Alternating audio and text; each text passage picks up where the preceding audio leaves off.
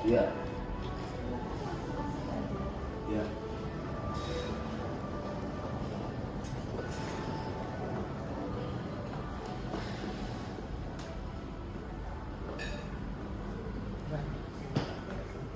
Kosong.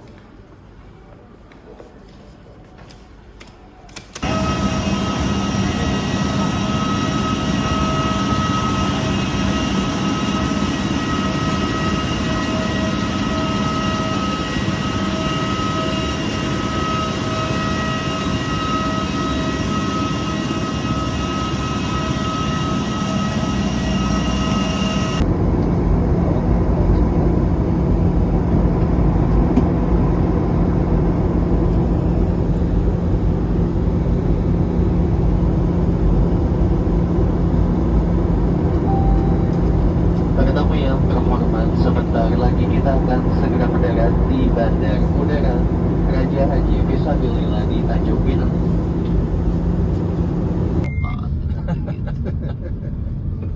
Di YouTube, TikTok rame viral.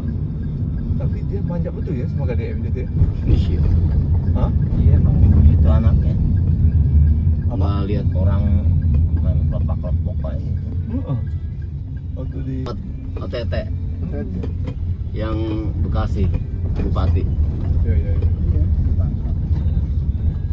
Bapaknya bermain.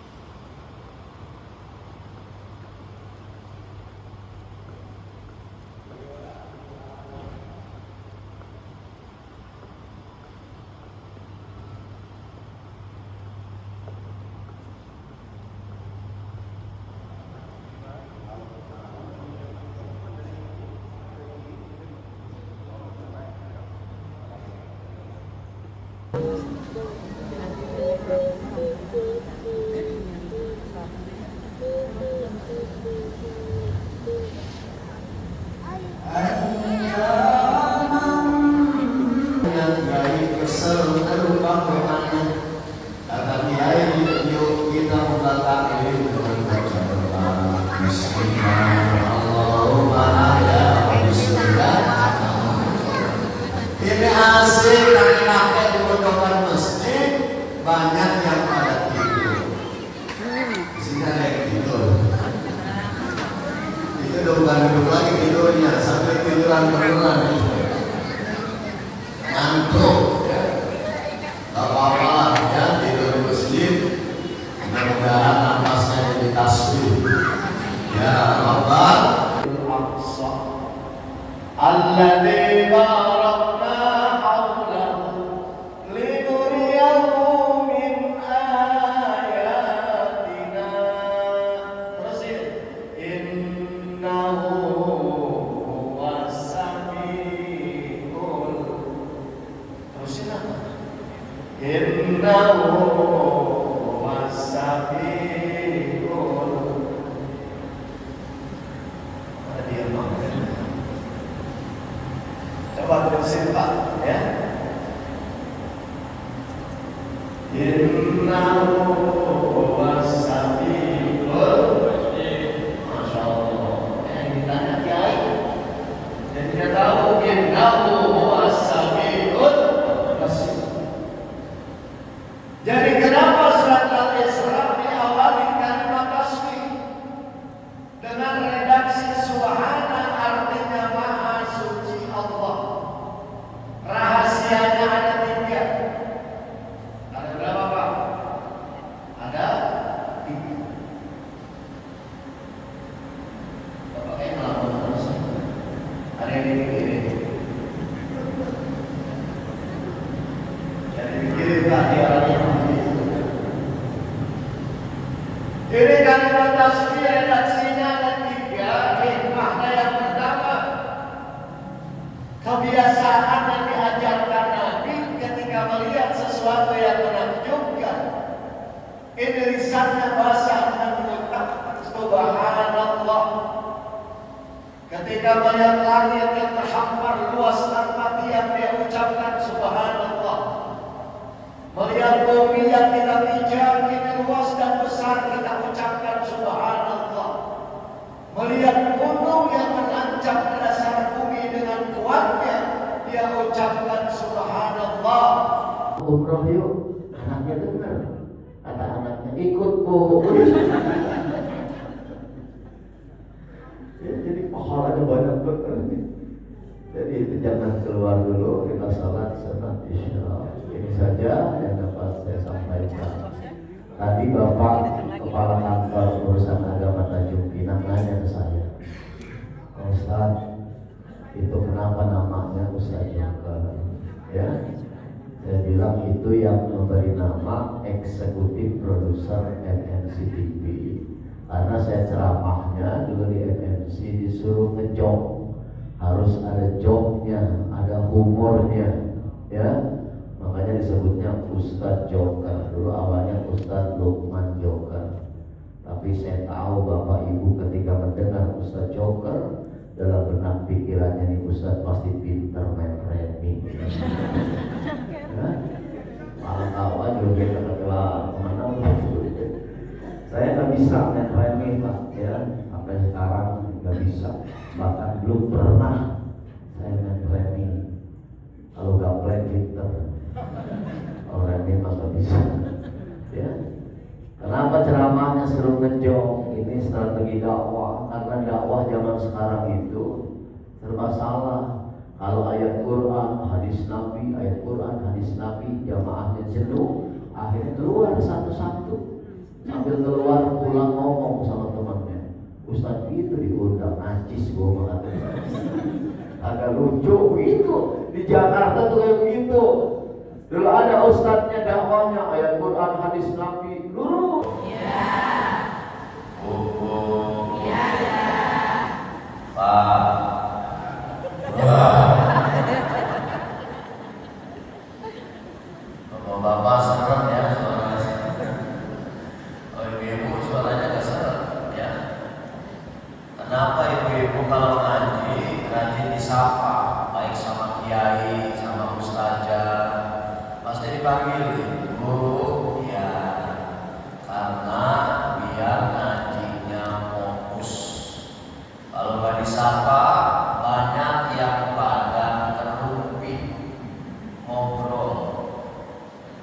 Pertama ngobrol bagus, nggak biasanya pagi-pagi hari Ahad datang ke masjid Baitul Ma'mur, iya kan ada pengajian yang isi Ustaz Joker. Ini kalau dibiarkan obrolannya lama-lama melenceng. Temannya dipanggil, itu siapa sih? Pakai kerudungan oranye, kulit hitam, nggak pantas najis gitu. Kalau bapak-bapak jarang disapa, kenapa? Karena bapak-bapak nggak ada yang terumpi. Ngajinya pada khusyuk, saking khusyuknya duduk lagi kata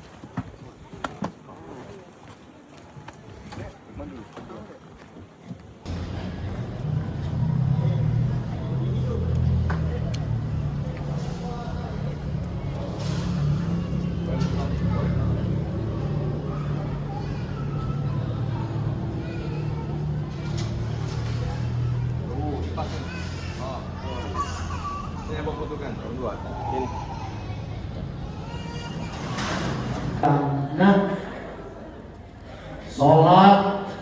Nanti kalau ibu meninggal, kalau kamu gak sholat, apa yang ibu pertanggungjawabkan di hadapan Allah? Akhirnya anaknya kepingin sholat juga, walaupun rambutnya gondrong. Kemudian bilang ke ibunya, Bu, saya mau sholat, tapi syaratnya satu. Apa? Syaratnya rambut saya yang gondrong, yang saya pelihara udah lama, jangan disuruh potong. Akhirnya kata ibunya, udah nggak apa-apa, gondrong yang penting sholat, daripada botak nyolong sendal mulu di masjid. Akhirnya disiapin busana muslim, baju koko, kain sarung. Begitu bercermin mau berangkat ke masjid, dia lihat kok nggak pantas rambutnya yang gondrong ke masjid. Akhirnya rambutnya dikuncir-kuncir, dimasukkan ke kopiah, seperti orang yang nggak gondrong rambutnya. Mau berangkat ke masjid dia lupa, belum tahu tata cara sholat nih anaknya. Akhirnya bertanya kepada ibunya, Bu, gimana caranya sholat? Kata ibunya, gampang sholat mah, ikuti saja bacaan dan gerakan imam, biar anaknya mau sholat dulu. Akhirnya dia berangkat ke masjid At-Taubah, berdiri persis di belakang imam, biar ucapan imam gampang didengar dan gerakannya jelas dilihat. Karena kata ibunya, ikuti bacaan dan gerakan imam. Akhirnya imam takbir, Allahu Akbar. Ini anak muda yang gondrong baru sholat ikut, Allahu Akbar. Imam baca Fatihah, Bismillahirrahmanirrahim. Ikuti, Bismillahirrahmanirrahim. Kata nasihat ibunya, ikuti bacaan dan gerakan imam. Akhirnya imam ruku, dia ikut ruku. Imam sujud, dia ikut sujud. Begitu mau naik ke rakaat yang kedua, ini kopiah anak muda kesenggol sama pantat imam. Akhirnya kopiahnya terjatuh, rambutnya yang gondrong terurai, keinjek sama kaki imam. Orang lain sudah berdiri di rakaat yang kedua, ini yang rambutnya gondrong masih sujud aja karena kakinya keinjek imam. Dia mau kasih tahu pakai bahasa Indonesia, pasti batal. Dia cari akal, akhirnya dia berpikir, kalau begitu mah takbir dah, biar imam sadar nginjek rambut saya. Akhirnya imam lagi baca Fatihah rakaat yang kedua, Iyyaka na'budu wa iyyaka nasta'in. Ini anak muda, Allahu Akbar gitu. Ini imam tetap belum sadar. Kata anak muda, kalau takbir aja nggak akan sadar. Akhirnya betis imam dipegang, sambil dia goyang-goyang, sambil takbir sekencang-kencangnya, Allahu Akbar. Akhirnya imam kaget, lompat, astagfirullahaladzim. Ngelihat di belakang anak muda rambutnya gondrong. Ini imam sadar nginjek rambut anak muda. Jangan-jangan anak muda nggak suka mau mukul saya. Akhirnya imamnya takut, lari keluar masjid. Begitu lari, anak muda ingat nasihat ibunya, ikuti bacaan dan gerakan. Akhirnya anak muda ikut lari keluar masjid. Ini imam makin kencang karena takut dipukulin. Ini anak muda ikut lari karena ngikutin gerakan imam. Imamnya setengah tua, akhirnya kecapean, berdiri di tiang masjid, sambil berkata, Pak Imam, kalau Pak Imam ya anak muda ini tidak ikhlas rambutnya saya injak, kalau mau pukul saya silahkan, kalaupun saya mati di jalan Allah lagi jadi imam sholat. Anak muda deketin bukan mukul tapi bilang, Pak Imam, saya nggak tahu kalau sholat capeknya kayak begini. Karena dia pikir-pikir muter-muter masjid adalah rangkaian sholat juga.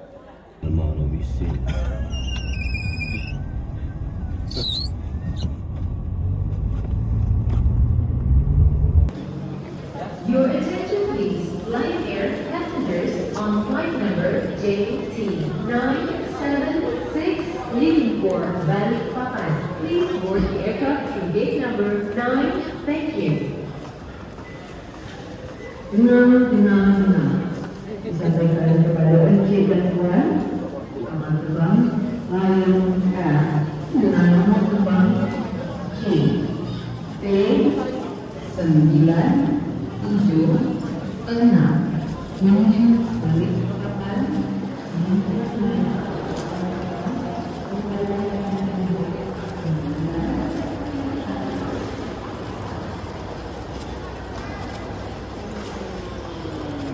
Kau tak ada